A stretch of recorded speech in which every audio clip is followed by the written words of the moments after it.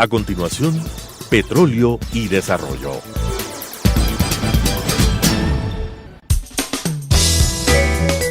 Clasificación B, bajo supervisión de un adulto.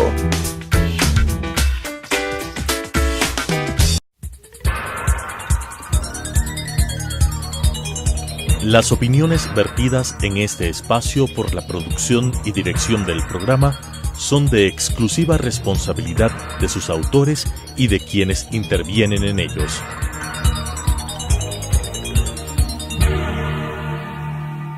Telesucesos Canal 29 UHF presenta Petróleo y Desarrollo, conducido por Henry Llanes y Fernando Mosquera, especialistas en temas hidrocarburíferos y en los ámbitos de la política, la legislación, la contratación y la política económica.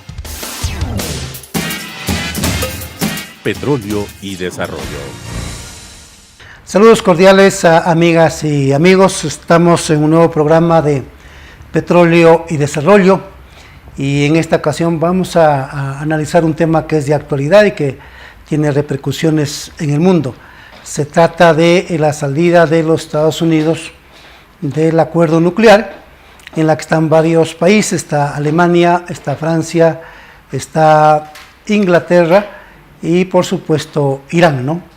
De manera que Fernando, este es un tema de actualidad, ¿no? Y que va a tener enormes repercusiones, así que bienvenido. ¿Cómo ves tú cuáles serán los efectos que esto va a generar en el mercado financiero, ¿no?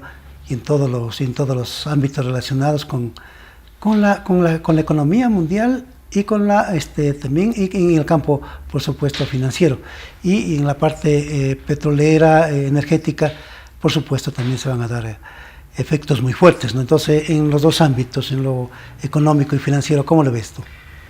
Gracias, Henry. Un saludo a ustedes televidentes por la gentileza de acompañarnos semana a semana en este programa de análisis económico y petrolero. Sobre el inicio del programa presentado por el licenciado Henry Llanes, considero que era el presagio de una muerte anunciada. El presidente de Israel ya se había pronunciado la semana anterior y fue materia de nuestro análisis y había presentado una serie de evidencias, tanto físicas como digitales, de un supuesto plan nuclear secreto por parte de Irán, no solamente con fines pacíficos como es la producción de energía o también en el tema médico, etcétera, sino el enriquecimiento de uranio con fines bélicos. Esto no traía sino una puerta de entrada para que luego el presidente norteamericano, el día de ayer, anunciara al mundo de que los Estados Unidos de Norteamérica se retiran del tratado. Quedan en el tratado todavía tres potencias principales países de Europa, como son Inglaterra, como son Alemania y también Francia, todas potencias nucleares. Y el presidente iraní manifiesta que podrían continuar con el acuerdo con las potencias y países europeos, pero que necesita garantías. Los Estados Unidos tajantemente dicen: nosotros nos retiramos, y hacen una advertencia al mundo extremadamente complicada. Cualquier país que ayude a Irán a desarrollar estas armas nucleares podría también ser materia de enormes sanciones económicas por parte de los Estados Unidos. Pero adicionalmente hay que recordar que ya esto lo vivimos anteriormente y los precios del petróleo subieron a niveles realmente grandes, altos, que en cierta medida benefició a los países productores de petróleo, pero no como el nuestro, porque también nosotros necesitamos comprar derivados como son combustibles, aceites, etcétera, y que en el neto no salimos tan bien parados. O sea que este incremento de precios no es tan beneficioso, por más de que le dé cierta liquidez a la caja fiscal. Se estima que si se estacionan los precios sobre los $80 por barril de petróleo podrían acrecentar a la caja fiscal alrededor de 1.000 millones en un año. Pero $1.000 millones es apenas una 12ª parte de lo que necesita el Ecuador para el pago del servicio de la deuda externa, capital e intereses. Es un poquito más, 900 millones, lo que necesita el Estado para pagar burocracia, para pagar el gasto corriente del Estado. Es decir, que es simplemente una Coca-Cola en el desierto. En ese sentido, creo yo que la implicación de esta alteración a la paz mundial también tiene repercusiones desde el propio Irán. Irán ha propuesto que ahora sí va a enriquecer industrialmente el uranio, es decir, que también va a desarrollar y va a dar mayor presupuesto para la construcción de misiles que posiblemente podrían portar armas nucleares en sus cabezas, lo cual pone otra vez en vilo la paz mundial. Ahora, desde el punto de vista de los Estados Unidos podemos entender que le ha funcionado el tema de las sanciones económicas con el caso de Corea del Norte. Es más, después de este empuje, estrujamiento a las relaciones internacionales y estas bravatas de parte y parte, hizo que por fin Corea del Norte y Corea del Sur se pongan en serio a establecer un programa de paz. Y el día de ayer, conjuntamente con el Japón, las dos Coreas van a desarrollar esto. Pero se enfría un problema candente en un lado y este momento estalla en otro lado. Henry, en tu criterio, ¿cómo crees que esto va a alterar el mercado petrolero mundial? Sí, los especialistas consideran de que esta confrontación nuevamente diplomática, ¿no?, y también en aspectos económicos y de la comunicación, es más complejo la tensión entre Estados Unidos con Irán que la tensión de Estados Unidos con Siria o de la tensión de Estados Unidos con Corea del Norte. Yo lo he escuchado a Jorge Ortiz, por ejemplo, mencionar que este tema es más complicado, ¿no? Pero antes de yo responder la pregunta que tú me haces, Fernando, yo quisiera 3 parámetros consultarte, ¿no? Analistas de la CNN dicen que las bolsas, yo no sé si a nivel mundial, tuvieron un incremento, ¿no es cierto? Los valores, las cotizaciones de monedas y de bienes que sin duda alguna se comercializan a través de bolsa, ¿no? Lo segundo es qué pasa con la tasa de interés, ¿no? En el caso de la moneda, del manejo financiero norteamericano. Y lo otro es, ¿el dólar se revaloriza o se devalúa? Entonces, digamos, en bolsa, el análisis de bolsa para el Ecuador, la bolsa en el Ecuador es muy pequeña, ¿no es cierto? Yo creo que allí no habrá mayor repercusión, o no sé, puede ser que esté equivocado. Pero en el tema de la revalorización del dólar, en el tema de la tasa de interés, ¿qué pasa con nosotros, ¿no? Que ese es un tema que está latente y que va a ser de consulta para los economistas como ustedes, para los académicos, ¿no? Obviamente una situación como la que se presenta alteran los mercados mundiales, especialmente los mercados financieros. Los principales mercados financieros están en la City londinense, está en Suiza, está en los Estados Unidos, pero también en Asia, en Tokio y otros países del Asia, y especialmente la bolsa de China. ¿Qué sucede si es que el precio del petróleo sube? Los insumos para la producción se van a encarecer y por lo tanto el precio de las mercaderías de bienes y servicios que se venden se hacen más caros. Por lo tanto, los países venden menos, exportan menos. No solamente en derivados e insumos del petróleo, sino en el conjunto, ¿no? En general. Entonces, importaciones, ¿no?, para nosotros. Esto va a tener repercusiones en cuanto a la cotización de las acciones de las empresas en bolsa en los principales mercados internacionales. Es decir que, por decirles, el indicador Dow Jones o el Nikkei o el Standard & Poor's, cualquiera de estos de los grandes mercados o el tecnológico Nasdaq, tienen repercusiones porque las acciones de las empresas bajan, porque se deprime la demanda mundial al comprar menos productos de exportación porque se ponen más caros. Más caras. Así es. Y adicionalmente, en el tema de las monedas... Entonces, en ese caso sí nos afecta, porque somos Claro. fuertemente importadores, ¿no? Claro, De bienes de nos capital afecta. y insumos. Y no solamente importamos bienes de consumo final, Sino- como son automóviles, Sí, sí. como son televisores o viajes al exterior. Claro. Importamos gran parte de productos que necesitamos para exportar. Exacto. Cartón, plástico, desde esas cosas Así es. básicas hasta muchos insumos químicos que no los Enlatados. producimos en el país. Nosotros no tenemos producción de aluminio, no Claro. tenemos producción de papel. Claro. Entonces todo eso se nos hace más caro y por lo tanto nos afecta en en el saldo final de la balanza de pagos. Para elaborar en el Ecuador un cartón, una lata, ¿no? O empaques de plástico, tenemos que para la industria importar bienes de capital, o sea, equipos, Y ¿no? también insumos. Insumos, ¿no? Insumos. Hasta materias primas, ¿no? Y eso más caro Eso nos más caro. perjudica también porque durísimo. salimos de ser competitivos. Ya. Se produce un incremento del costo.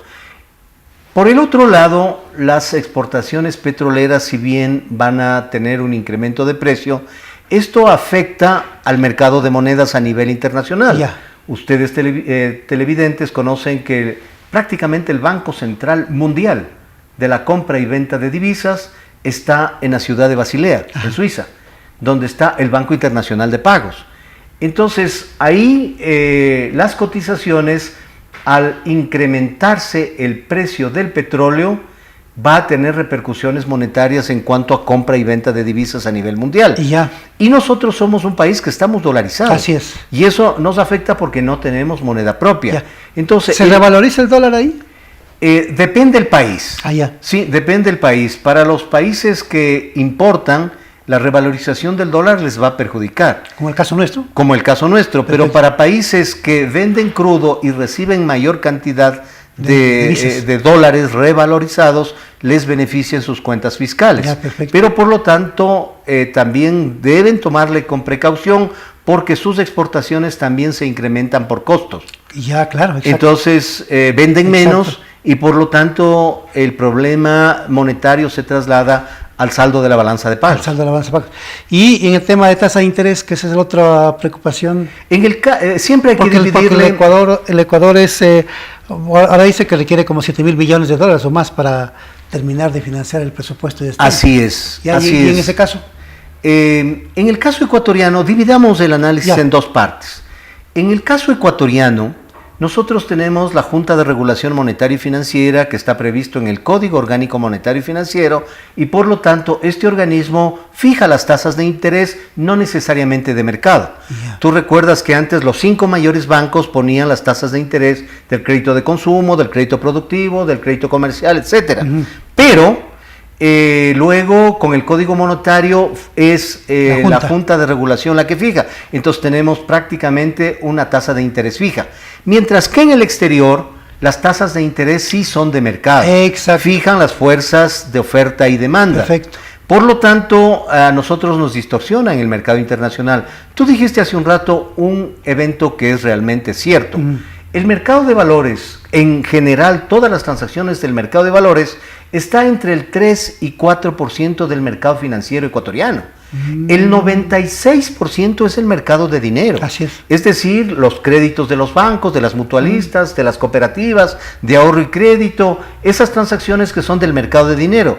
El mercado de valores obviamente tiene 30 años de antigüedad, mientras que el mercado de dinero tiene 160 años de Así antigüedad. es. Y prácticamente la ley no ha logrado profundizar y dinamizar el mercado de valores ecuatoriano. Entonces ahí se siguen transando en el mercado de valores ecuatoriano, especialmente papeles de renta fija, donde tenemos obligaciones o papel comercial, que es al corto plazo, pagares empresariales al corto plazo, o obligaciones del sector privado, que son más de un año. Exacto. O en el caso del Estado, las famosos CETES, los certificados de tesorería, que son obligaciones del Estado a menos de un año, o los bonos del Estado, los bonos de la deuda interna, que son a más de un año. Diferentes son el financiamiento que obtiene el Ecuador mediante el mercado internacional de bonos soberanos.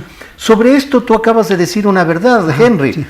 El presupuesto tiene este rato un hueco fiscal no financiado de 7.000 millones de dólares. Tenía un hueco de un poco más de 11.000 millones de dólares, pero ha conseguido 3.000 millones en bonos soberanos. Adicionalmente, acaba la señora ministra de hacer una nueva preventa sin obtener el dictamen del Comité de Deuda de 400 millones de dólares y otros financiamientos que están dejándole en 6.900, 7.000 millones de dólares la deuda por financiar. Pero como ya llegamos al 40% de deuda pública y prácticamente en criterio del Fondo Monetario Internacional, en criterio de la Contraloría General del Estado, hemos superado, al gobierno le queda únicamente dos caminos para poder solucionar el problema. Primeramente, definir si es que las preventas petroleras son deuda y que tienen que aclarar entre el Ministerio de Finanzas y la Contraloría, en primer lugar.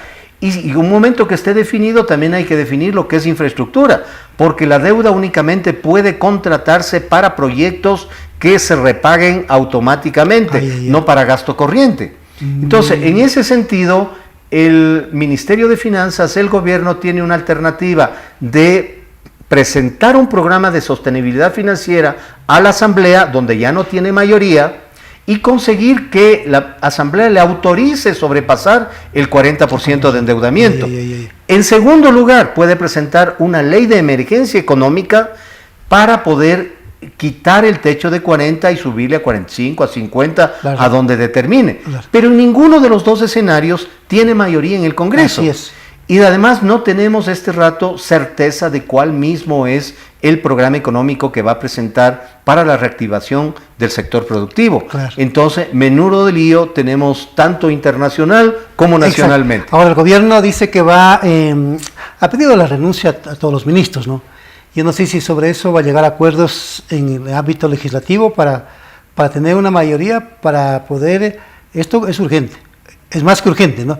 Que tiene que reformar el Código de Planificación de las Finanzas Públicas, ¿no? Tiene que reformar ese código para superar el 40% que tiene ese techo, ¿no? Y entonces, para poder lograr eso, el gobierno va a tener que llegar a acuerdos, ¿no es cierto? Políticos para la Asamblea y también fuera de la Asamblea. Y entonces cree que tiene la gran oportunidad el presidente de la República, de quienes han estado 11 años en el poder del Estado, manejando el gobierno, de decirles gracias, ¿no? Y oxigenar su gabinete bajo otra visión, bajo otra tendencia, que es lo que le pide al presidente Moreno casi mayoritariamente el Ecuador. El Ecuador le está pidiendo, por ejemplo, en el caso de la señora canciller, que salga del cargo. Ella no genera confianza en la colectividad, en la mayor parte de la población, para que sigan esa función. Yo solamente en el tema de las repercusiones que tiene en los hidrocarburos, yo creo que también esto va a ser una especie de hándicap para los Estados Unidos, ¿no? Porque los Estados Unidos va a tener que comprar un petróleo más caro, ¿sí? Y entonces la acción del señor Trump también va a tener ese revés.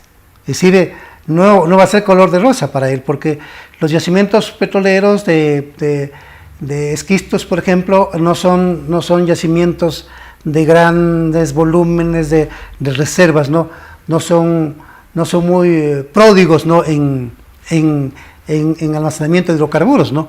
Sino que tienden a agotarse en cortos tiempos en algunos casos, ¿no? Claro que los Estados Unidos tienen una producción altísima, cerca de los 10 millones de barriles por día, pero si sale Irán, dejaría de abastecer al mercado como alrededor de 2 millones de barriles por día, ¿no? Y entonces eso va a disparar los precios, y yo no creo que la OPEP se reúna de inmediato para entonces subir la producción. Yo creo que Rusia tampoco hará, porque ahora para subir el precio tuvieron que llegar a acuerdo entre países de la OPEP y países fuera de la OPEP, sobre todo Rusia, ¿no? Porque Rusia también tiene una producción sobre los 10 millones de barriles. Arabia Saudita, Rusia y los Estados Unidos generan una producción diaria de petróleo que es casi la tercera parte de lo que demanda el mundo en petróleo. El mundo está sobre los 90 millones de barriles por día que necesita, ¿no? Y los tres países, Arabia Saudita, Estados Unidos y Rusia, prácticamente casi producen una tercera parte. Entonces, pero aquí viene el tema, que creo que los rusos, que no son ningún ingenuos, ¿no? Y también los de la OPEP, aquí me parece que le pueden al señor Trump, qué sé yo, hacerle un ajuste, ¿no? Un ajuste político y económico que yo no sé si chantaje político. Yo no sé si vaya a arrepentir, ¿no? Porque él va a tener que comprar un petróleo más caro. Y eso va a repercutir en los mercados financieros norteamericanos. Sin duda alguna.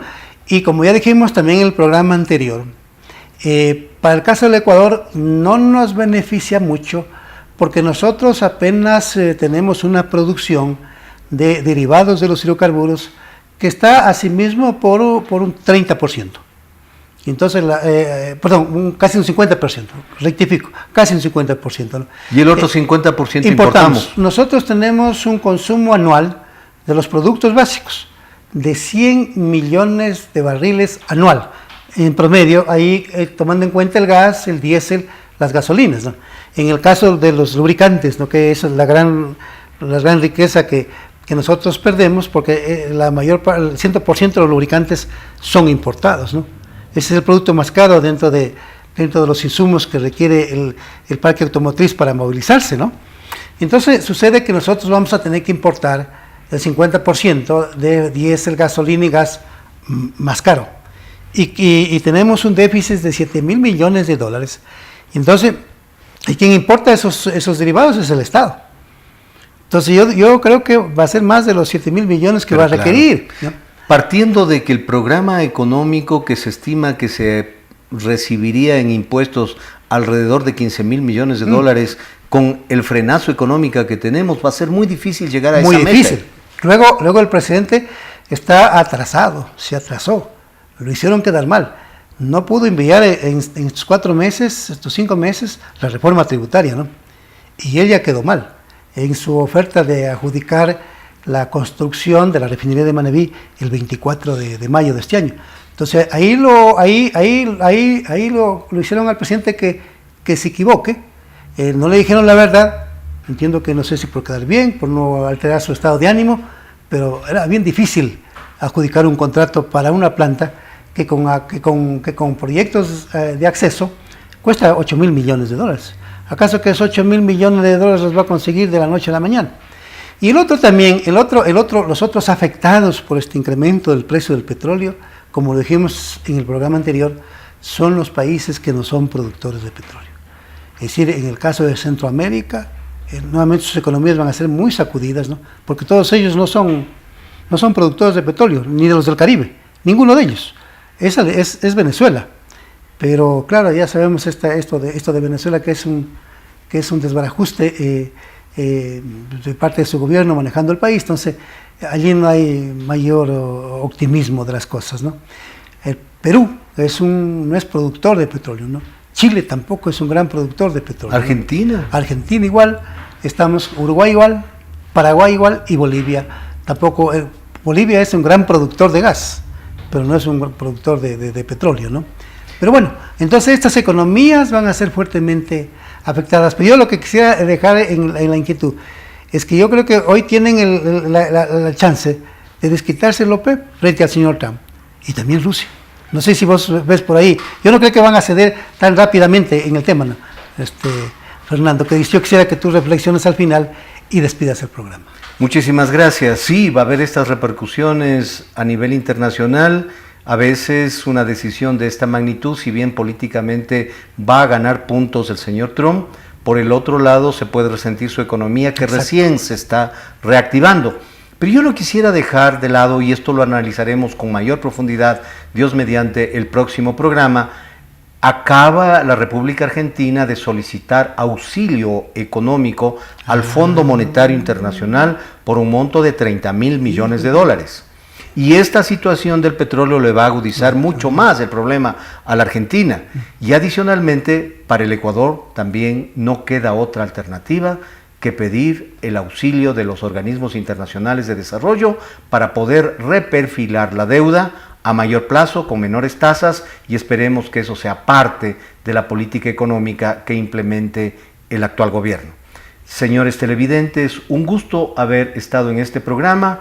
agradeciéndoles por todos sus comentarios de cualquier modo que nos hacen llegar. Siempre estamos a su mandato. Que pasen bien, una buena semana, que sean felices. Que pasen bien. Las opiniones vertidas en este espacio por la producción y dirección del programa son de exclusiva responsabilidad de sus autores y de quienes intervienen en ellos.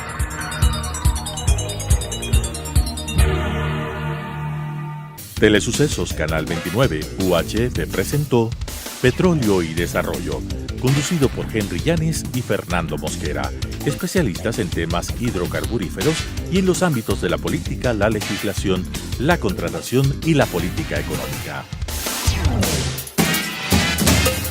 Petróleo y Desarrollo.